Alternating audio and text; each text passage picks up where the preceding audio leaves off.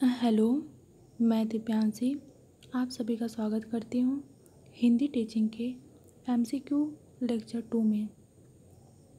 तो चलिए देखते हैं एमसीक्यू टॉप 22 क्वेश्चन का पहला क्वेश्चन।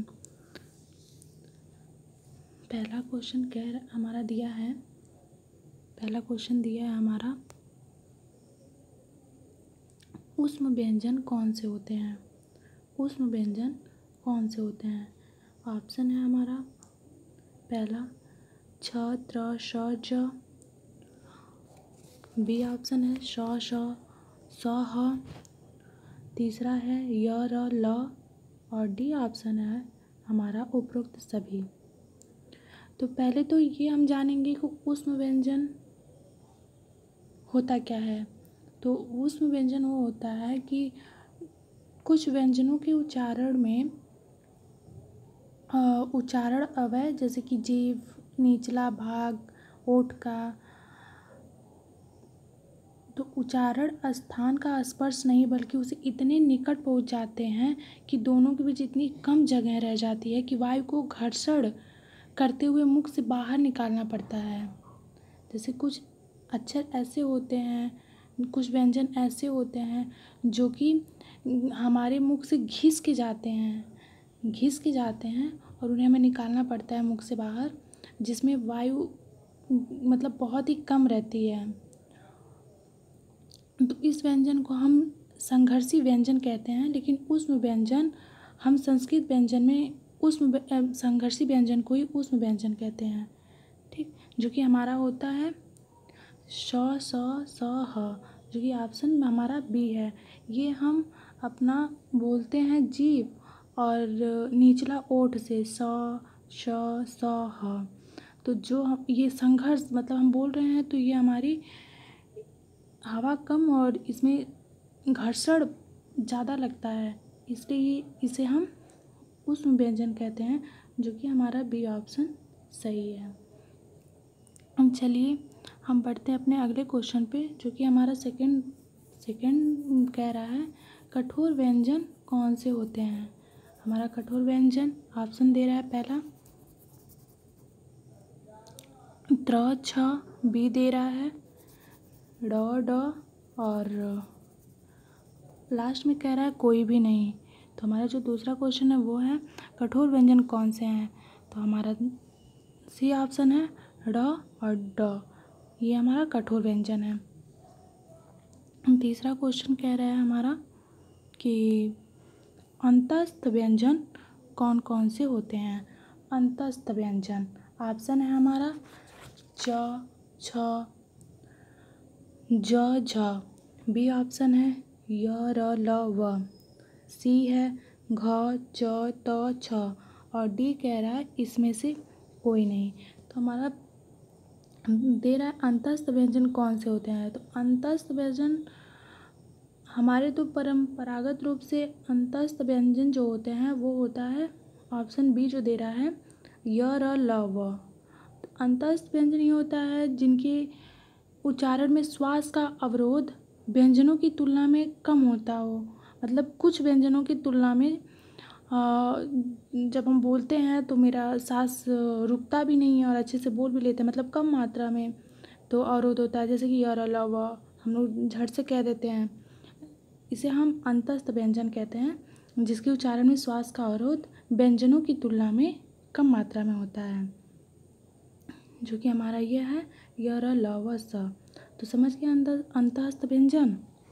चलिए option B is correct answer. अंतस्थ व्यंजन कौन से होते हैं? यह होता है य र ल व, जिसके उच्चारण में श्वास का अवरोध व्यंजनों की तुलना में कम मात्रा में होता है, उसे हम अंतस्थ व्यंजन कहते हैं। चलिए आगे बढ़ते हैं और देखते हैं हमारा अगला क्वेश्चन। अगला क्वेश्चन हमारा है नंबर 4, जो कि कह रहा है संयुक्त व्यंजन कौन कौन से होते हैं? तो संयुक्त व्यंजन ऑप्शन है हमारा छ त्र ज्ञ श, बी दे रहा है ट ड ढ ड़, सी दे रहा है त थ द ध और डी कह रहा है इनमें से सभी। तो संयुक्त व्यंजन, तो पहले तो ये होता है कि संयुक्त व्यंजन संयुक्त व्यंजन का मतलब ही हो गया, मतलब संयुक्त व्यंजन का अर्थ ही हो गया जहाँ दो या दो से अधिक व्यंजनों का संयोग रहा हो, उसे हम संयुक्त व्यंजन कहते हैं। तो इसमें हम देखते हैं ट ड ड़ त थ द ध छ त्र ग श। तो हमारा जो ए ऑप्शन है छ त्र ज्ञ श, इसमें दो व्यंजनों का संयुक्त है छ त्र श ज्ञ, जो कि हमारा ए ऑप्शन करेक्ट है, संयुक्त व्यंजन। चलिए अब फिर आगे बढ़ते हैं और देखते हैं अगला क्वेश्चन क्या कह रहा है, किस प्रकार के दिए हुए हैं। नंबर क्वेश्चन 5 दे रहा है, बोलने में भावों के अनुसार स्वर का उतार चढ़ाव आरोह अवरोह होता है, उसे कहते हैं। बोलने में जो हमारे भावों का स्वर मतलब स्वर का उतार चढ़ाव आरोह अवरोह जो भी होता है उसे हम क्या कहते हैं। ऑप्शन है हमारा सामान्य कथन, आश्चर्य, अशुद्ध, अनुतान। जो हमारा बोलने में भावों के अनुसार स्वर का उतार चढ़ाव होता है, आरोह अवरोह होता है, उसे हम अनुतान कहते हैं, यानी कि ऑप्शन डी हमारा सही आंसर है। उसे हम अनुतान कहते हैं। जो हम बोल रहे हैं, जो मेरा आरोह अवरोह ऊपर नीचे हो रहा है, उतार चढ़ाव हो रहा है, इसे हम अनुतान कहते हैं। चलिए आगे बढ़ते हैं हमारा अपने छठे क्वेश्चन की तरफ। और छठा क्वेश्चन कह रहा है, भाषा को लिखित रूप से प्रदान करने के लिए जिन प्रतीकों या चिन्हों का प्रयोग करते हैं वह क्या कहलाता है। भाषा को लिखित रूप प्रदान करने के लिए जिन प्रतीकों या चिन्हों का प्रयोग करते हैं वो क्या कहलाता है। ऑप्शन दे रहा है हमारा बलाघात, संगम, विराम चिन्ह, अक्षर विज्ञान। तो जो हम भाषा को लिखित रूप से प्रदान करने के लिए जिन प्रतीक चिन्हों का प्रयोग करते हैं उसे हम कहते हैं अक्षर विन्यास, यानी कि हमारा option D is correct answer, अक्षर विन्यास। उसे हम वह अक्षर विन्यास कहलाता है जो हम चिन्ह या प्रतीकों का प्रयोग करते हैं लिखने के रूप में। ठीक, आइए हम बढ़ते हैं अपने एक और अगले क्वेश्चन की तरफ से, और जो मेरा क्वेश्चन नंबर है 7। तो देखिए 7 क्या कह रहा है। ये कह रहा है, भाषा के मुख्यतः कितने रूप होते हैं। भाषा के मुख्यतः कितने रूप होते हैं। ऑप्शन है हमारा 5, B6, C2 और D7। दे रहा है हमारा 5, 6, 2, 7। तो हमारे भाषा के जो रूप होते हैं वो होते हैं 2 रूप। ठीक, 8वां कह रहा है हमारा क्वेश्चन, भारत ने हिंदी को कब और किस सन में राज्य भाषा के रूप में स्वीकार किया। भारत ने हिंदी को कब और किस सन में राज्य भाषा के रूप में स्वीकार किया, और हमारा ऑप्शन दे भी रखा है यहाँ पे, और दिया है हमारा पहला ऑप्शन 15 अक्टूबर 1950, 28 सितंबर 1950 और सी ऑप्शन दिया है 14 सितंबर 1949, और डी दे रहा है नन ऑफ दिस, यानी कि इनमें से कोई नहीं। तो हमारा जो ऑप्शन सही है वो है ऑप्शन सी, 14 सितंबर 1949 को भारत ने हिंदी को राजभाषा के रूप में स्वीकार कर लिया। ठीक, चलिए बढ़ते हैं अपने और अगला क्वेश्चन की तरफ, जो कि हमारा क्वेश्चन नंबर है 9। और 9 क्या कह रहा है क्वेश्चन नंबर, ये देखते हैं, भाषा के लिखने के तरीकों को क्या कहते हैं। भाषा के लिखने के तरीकों को क्या कहते हैं। जो ऑप्शन है हमारा अनुतान, वर्ण, व्याकरण, लिपि। हम भाषा के लिखने के तरीकों को लिपि कहते हैं, जो कि ऑप्शन नंबर हमारा डी है, और ये सही ऑप्शन है हमारा डी। लिपि जो है वो भाषा के लिखने के तरीके को कहते हैं। ठीक, चलिए अब 10वां क्वेश्चन कह रहा है, अंग्रेजी भाषा की लिपि क्या है। अंग्रेजी भाषा की लिपि क्या है। ऑप्शन दे रखा है देवनागरी, कन्नड़, मराठी, रोमन। ठीक, तो अंग्रेजी भाषा की लिपि है हमारी ऑप्शन डी, जो कि है रोमन अंग्रेजी भाषा की लिपि है। चलिए ठीक है, आइए अब फिर हम बढ़ते हैं अपने ग्रामर क्वेश्चन पे, और वो दिया है हिंदी भाषा की लिपि क्या है। हिंदी भाषा की लिपि क्या है। ऑप्शन है हमारा ए कन्नड़, बी मराठी और सी हिंदी और डी देवनागरी। तो हमारा ये तो लगभग सब लोग जानते ही होंगे कि हमारी हिंदी भाषा की जो लिपि है वो है देवनागरी, जो कि ऑप्शन डी है और ये है करेक्ट आंसर। चलिए अब हम बढ़ते हैं अपने अगले क्वेश्चन की तरफ से, जो है हमारा 12वां क्वेश्चन।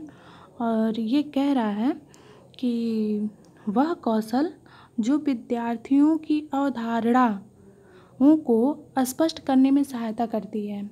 वह कौशल जो विद्यार्थियों की अवधारणाओं को स्पष्ट करने में सहायता करती है।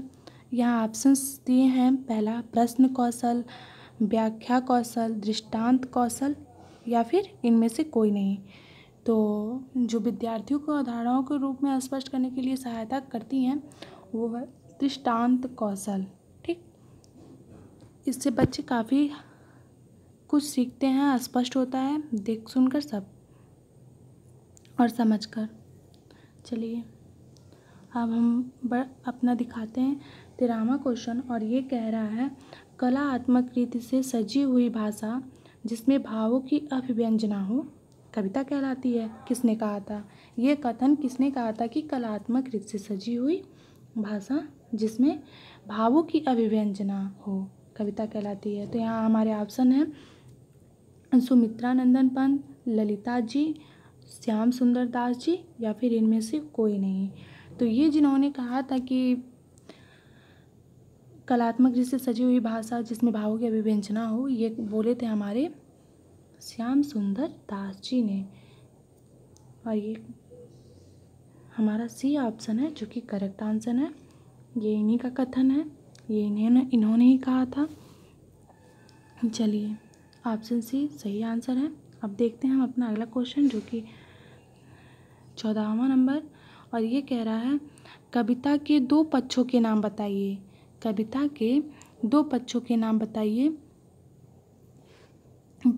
और ऑप्शन है हमारा, पहला ऑप्शन है कि कला पक्ष व भाव पक्ष, दृश्य पक्ष और भाग्य पक्ष, प्रदर्शन पक्ष और निश्चल पक्ष या फिर इसमें से कोई नहीं। तो जो कविता के दो पक्ष होते हैं वह होते हैं कला पक्ष व भाव पक्ष। और ये हमारा है ऑप्शन नंबर ए जो कि ये सही है। कविता के दो पक्ष होते हैं, एक होता है कला पक्ष, एक होता है भाव पक्ष। चलिए अब बढ़ते हैं अपने अगले क्वेश्चन की तरफ से जो कि ये है 15वां क्वेश्चन। और ये कह रहा है गद्य को शिक्षण की दृष्टि से दो भागों में बांटा गया है। पहला विचारात्मक भावात्मक, दूसरा निबंधात्मक व कथात्मक, और सी कह रहा है भावात्मक व कथात्मक या फिर इनमें से कोई नहीं, नन ऑफ दिस या फिर इनमें से कोई नहीं। तो मेरा 15वां क्वेश्चन कह रहा है गद्य को किस शिक्षण की दृष्टि से दो भागों में बांटा गया है, जो कि हमारा ये है बी ऑप्शंस निबंधात्मक व कथात्मक। गद्य को शिक्षण की दृष्टि से दो भागों में बांटा गया है, पहला की निबंधात्मक और दूसरा कथात्मक। ठीक, हमारा यहाँ बी ऑप्शन जो है वो सही है। चलिए अब देखते हैं हम अपना 16वां क्वेश्चन। ये भी कुछ गद्य पे ही है और ये दे रहा है कि गद्य में पद की भांति किन किन चीज़ों की आवश्यकताएं नहीं होती हैं। मतलब गद्य में पद की भांति किन किन चीज़ों की आवश्यकताएं नहीं होती हैं। तो यहाँ हमारा ऑप्शन दिया है निबंध, जीवनी, यात्रावृत्त, रस, ताल, छंद, विचारों और भावों की या फिर इनमें से कोई नहीं। तो जो गद्य होता है वो पद की भांति किन किन चीज़ों की आवश्यकता नहीं होती है, तो वो होता है विचारों और भावों की, यानी कि ऑप्शन सी हमारा करेक्ट आंसर है। इसमें विचार और भावों की आवश्यकता नहीं होती है। गद्य में हमारे विचारों की आवश्यकता नहीं होती है पद के बाद। चलिए अब देखते हैं हमारा 17वां क्वेश्चन क्या कह रहा है। ये कह रहा है कि जब व्याकरण के नियमों को रटा दिया जाता है, जब व्याकरण के नियमों को रटा दिया जाता है तो वह कौन सी विधि कहलाती है। हमारे पास ऑप्शन है विश्लेषण विधि, दूसरा आगमन विधि, तीसरा निगमन विधि, या फिर इनमें से कोई नहीं।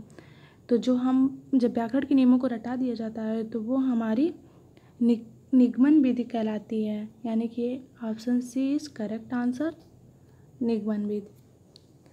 चलिए देखते हैं हम अपना अगला क्वेश्चन, और ये है 18वां, और ये कह रहा है आगमन विधि का प्रयोग करके किस पाठ को पढ़ाने के लिए उपयुक्त माना गया है। मतलब आगमन विधि का प्रयोग करके किस पाठ को पढ़ाने के लिए उपयुक्त माना गया है। पहला दिया है संज्ञा, सर्वनाम, विश्लेषण, या फिर कुछ इनमें से कोई नहीं। तो हमारा जो है आगमन विधि का प्रयोग करके किस पाठ को पढ़ाने के लिए उपयुक्त माना गया है वो है विश्लेषण, यानी कि option C is correct answer, विश्लेषण। विश्लेषण उपयुक्त माना गया है आगमन विधि के पाठ को पढ़ाने के लिए। चलिए अब हम बढ़ते हैं अपने अगले क्वेश्चन पे, और जो आपकी है 19वां क्वेश्चन, और ये कह रहा है कि निसंदेह अध्यापक हमारे भविष्य का निर्माता होते हैं। यह किसने कहा था। ये भी बात सही है, इसमें कोई शक ही नहीं है, कोई संदेह ही नहीं है, अध्यापक हमारे भविष्य के निर्माता होते ही हैं। अब ये देखते हैं कि ये कहा कौन था। हमारे पास 4 ऑप्शन है, जो कि है सर जॉन, मनु, रायबर्न, या फिर डॉक्टर जाकिर हुसैन। तो जो ये कहे थे कि निसंदेह अध्यापक हमारे भविष्य का निर्माता होता है, यह बोले थे डॉक्टर जाकिर हुसैन साहब ने, जो कि ऑप्शन डी है, और यह सही है। चलिए आप देखते हैं अपने अगला क्वेश्चन, जो कि 20वां है, और ये कह रहा है कि एक अध्यापक की भूमिका और कर्तव्य कौन से हैं। जो कि ऑप्शन है एक अच्छा प्रबंधक, एक अच्छा दार्शनिक, एक अच्छा निर्देशक, या फिर इनमें से सभी। तो हमारे पास ये ऑप्शन है, और ये कह रहा है एक अध्यापक की भूमिका और कर्तव्य कौन से हैं। तो हमारा है एक अच्छा प्रबंधक, एक अच्छा दार्शनिक, एक अच्छा निर्देशक, इनमें से सभी। तो हमारा डी ऑप्शन सही है, इनमें से सभी। एक अच्छे अध्यापक में ये तीनों कर्तव्य होते हैं कि वह एक अच्छा प्रबंधक भी है, वह एक अच्छा दार्शनिक भी है, और वह एक अच्छा निर्देशक भी है। ठीक, तो यानी कि हमारा इनमें से जो सभी ऑप्शंस हैं डी वो सही ऑप्शन है। चलिए अब हम बढ़ते हैं अपने 21वें क्वेश्चन पे, और ये कह रहा है कि जब छात्रों के सामने पर्याप्त संख्या में उदाहरण प्रस्तुत किए जाते हैं, तब छात्र उदाहरण के माध्यम से नियम या सिद्धांत की रचना करते हैं, वह कौन सी विधि कहलाती है। और हमारे पास ऑप्शन है सामान्यकरण विधि, परीक्षण विधि, आगमन विधि, इनमें से कोई नहीं। क्वेश्चन कह रहा है कि जब छात्रों के सामने पर्याप्त संख्या में उदाहरण प्रस्तुत किए जाते हैं, तब छात्र उदाहरण के माध्यम से नियम या सिद्धांत की रचना करते हैं, और वो कौन सी विधि कहलाती है। तो वो हमारी विधि कहलाती है आगमन विधि। ठीक, जिसमें बहुत सारे उदाहरण प्रस्तुत किए जाते हैं, तब छात्र उदाहरण के माध्यम से नियम और सिद्धांत दोनों की रचना करते हैं और समझते हैं, जो कि यह विधि कहलाती है आगमन विधि, जो कि हमारी है C option is correct answer. ठीक, और अब हम आगे बढ़ते हैं अपने लास्ट क्वेश्चन, जो कि हमारा है 22वां नंबर, और ये कह रहा है कि अध्यापक आगमन विधि का ही प्रयोग करे, विभिन्न उदाहरणों को देखकर स्वयं ही समझने लगेंगे। यह किसने कहा था। मतलब ये क्वेश्चन कह रहा है कि अध्यापक आगमन विधि का ही प्रयोग करें, विभिन्न उदाहरणों को देखकर छात्र स्वयं समझने की कोशिश करने लगेंगे। यह किसने कहा था, मतलब यह कथन किसका है। तो हमारे पास ऑप्शन है सुमित्रा नंदन पंत, रायबर्न, ललिता जी, या फिर इनमें से कोई नहीं। तो ये जिन्होंने कहा था कि खूब सारे उदाहरण पेश करें, आगमन विधि का प्रयोग करें और छात्र को खुद समझने और सोचने की क्षमता दें, और ये कहे थे हमारे रायबर्न जी, जो कि हमारा ऑप्शन बी सही आंसर है। Thank you so much.